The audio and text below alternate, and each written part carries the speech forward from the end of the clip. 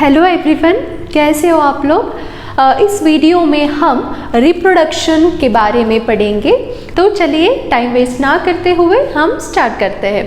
Okay, so before going to this chapter of how do organisms reproduce, let me tell you a definition of reproduction, or we'll be starting this chapter with the definition of reproduction.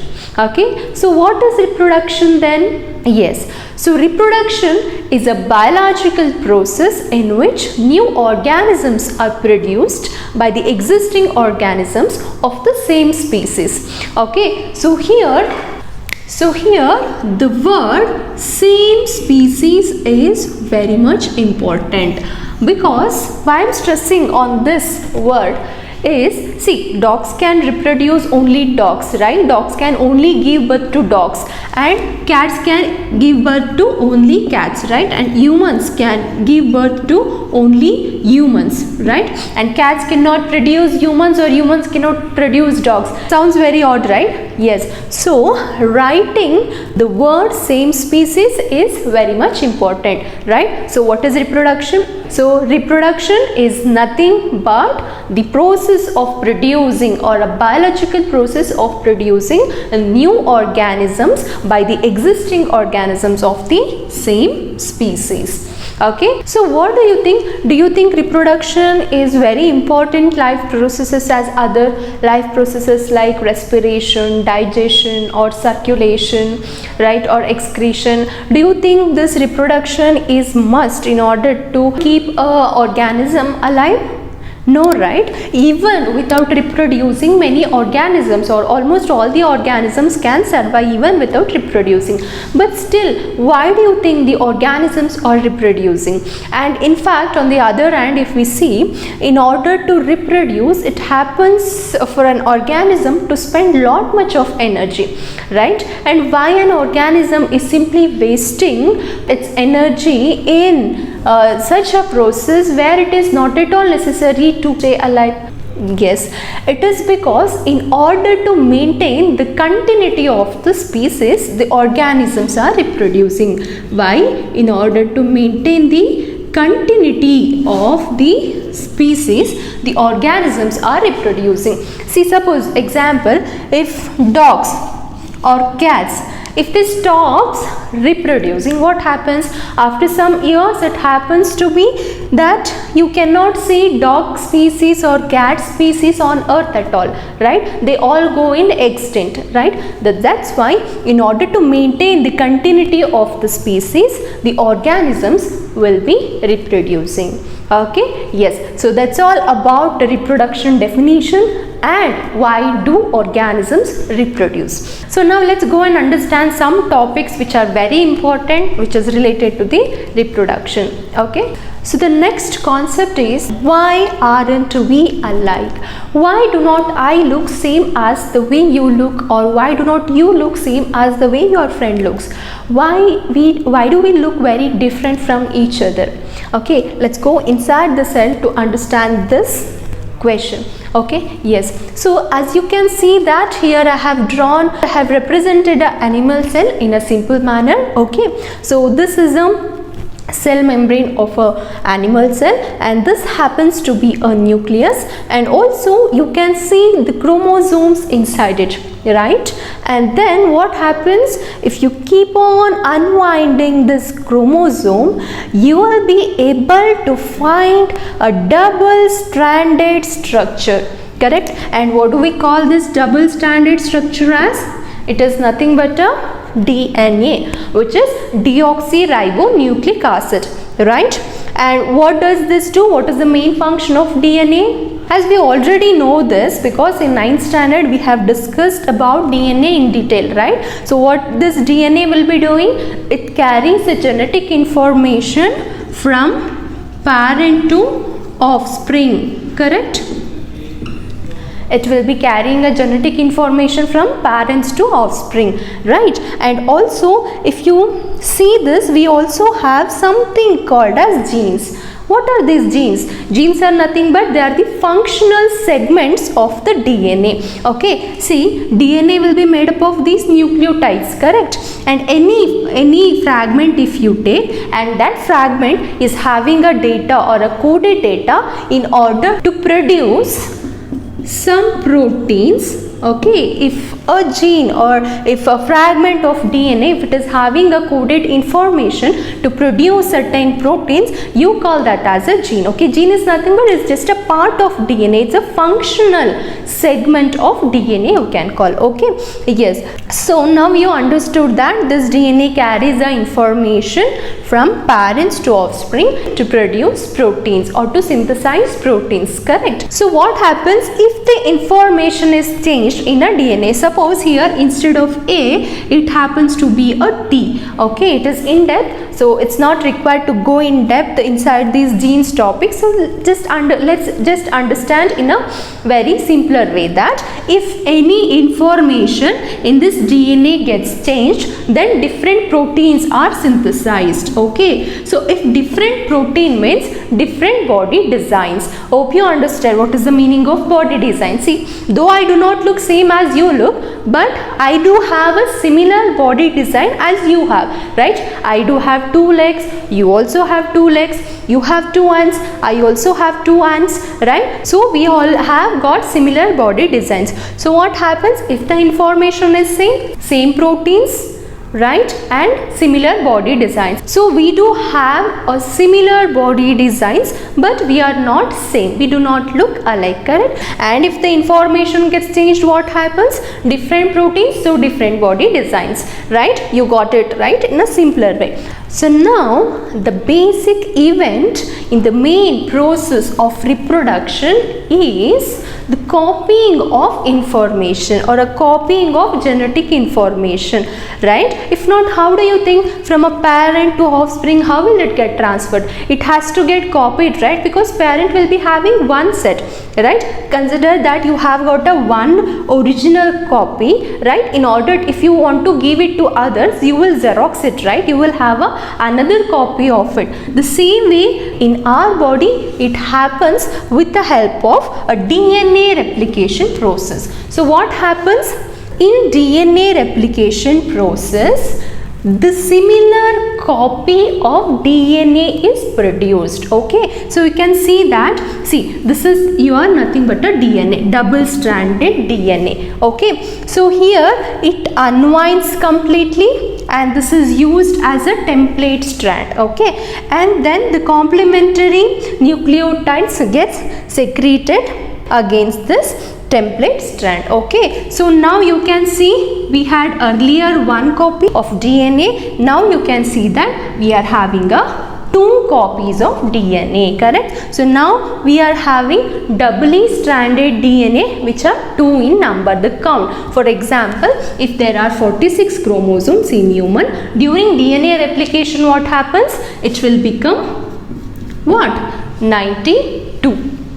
You are getting right? So this is a very important process in the reproduction. Let's not go in depth to this, like actually it happens in certain phases. Okay, there is something called meiosis. You already know about it, I hope, because meiosis is a type of cell division where it happens only in the reproductive cells, so called germ cells, right? And it is very much important that to note this DNA replication is semi-conservative, which means what? The daughter DNAs which are formed are similar to the parent DNA, but it is not identical to the parent DNA. There is a lot of difference between identical and similar. Okay, so thus the similar DNA copies are produced in the process of DNA replication. It is semi-conservative, which means it will conserve the parental property in a half. As the DNA replication is semi-conservative, you will be getting a similar DNA daughter copies, and hence we all look similar and not identical. identical. Okay, so my next question is, why do not we look same as our parents?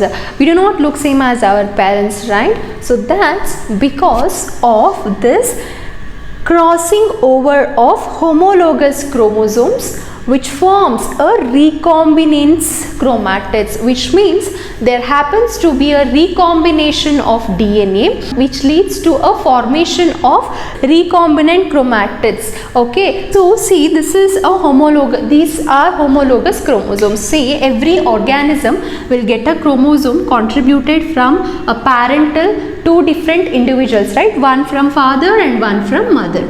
Okay, so especially in our reproductive cells, okay, in ovaries in female and in testes in man, in the production of germ cell, okay, they follow a type of cell division called as what? Meiosis. Meiosis type of cell division, right? So this is a kind of reduction cell division where a haploid cells are formed, which means the cells which are formed because of meiosis type of cell division will be having half number of chromosomes. Okay, so I'll come to that part later. So now let us try to understand this. So one is contributed from father and one is contributed by the mother.